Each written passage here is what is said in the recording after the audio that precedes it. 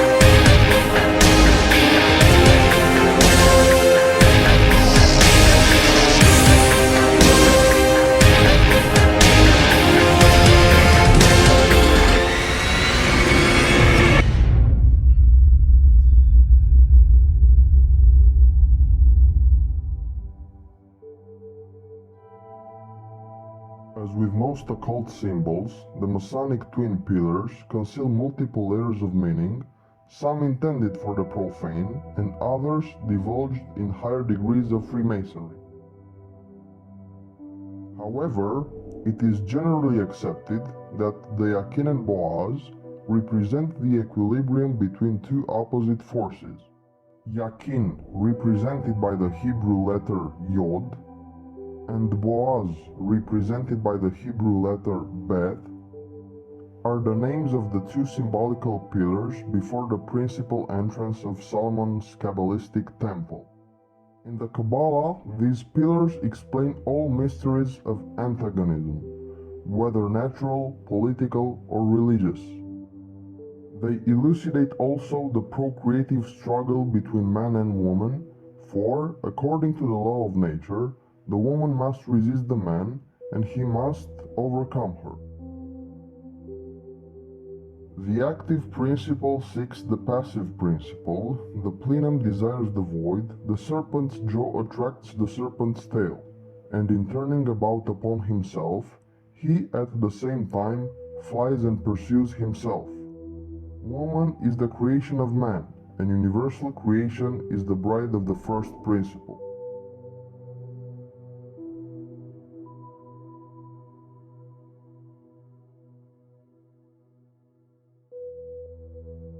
The union of the 2 pillars is said to generate a 3rd pillar, one in the middle, which esoterically represents man and mankind. When the 2 columns find equilibrium between them, it will signify the union of Sushumna and the Kundalini. This sacred marriage will create a fire mist to radiate throughout the human body and filling it with divine light. It is then that humanity will become the 3rd column of the Temple of Wisdom.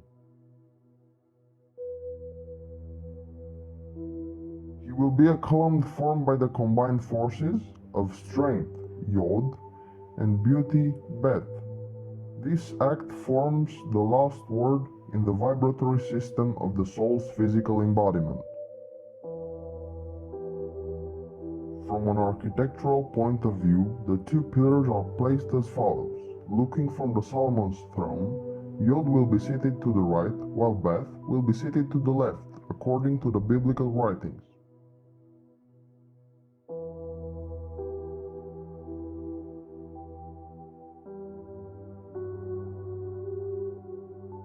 When interpreted Kabbalistically, the names of the 2 pillars mean, "In strength shall my house be established."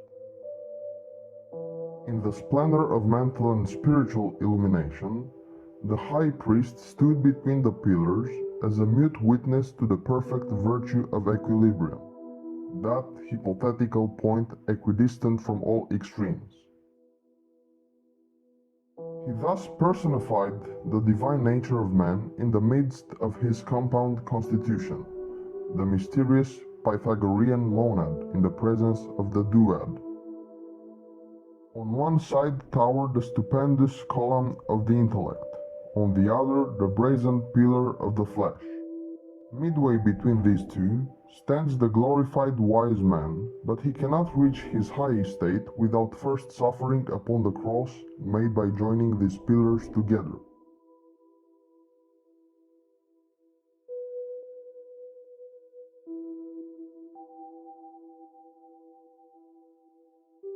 The early Jews occasionally represented the two pillars, Yakin and Boaz, as the legs of Jehovah, thereby signifying to the modern philosopher that wisdom and love, in their most exalted sense, support the whole order of creation, both mundane and supermundane.